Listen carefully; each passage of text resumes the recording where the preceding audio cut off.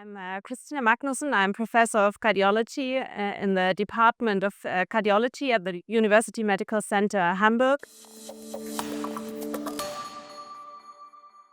So we performed a real global study which summarizes more than 2 million individual level data from 133 cohorts out of 39 countries.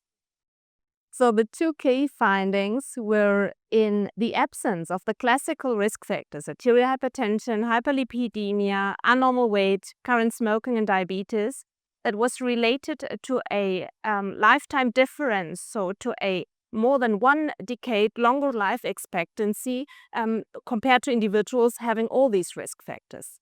Additionally, the modification of arterial hypertension and smoking was related to the most additional life years, especially for CVD, but also for death from any cause.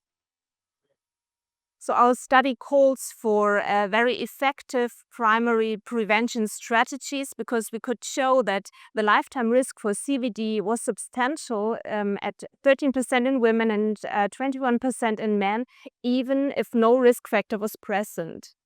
And our study also calls for specific prevention strategies, especially modification of hypertension and smoking during midlife, as these risk factors or modification of these risk factors was associated with the most additional life years.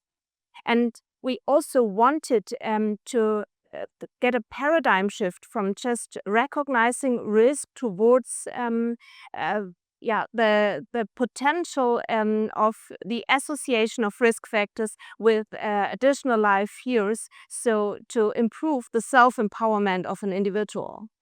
In the first paper that was published in the New England Journal in 2023, we could show that the 5 risk factors account of 50% of cardiovascular disease.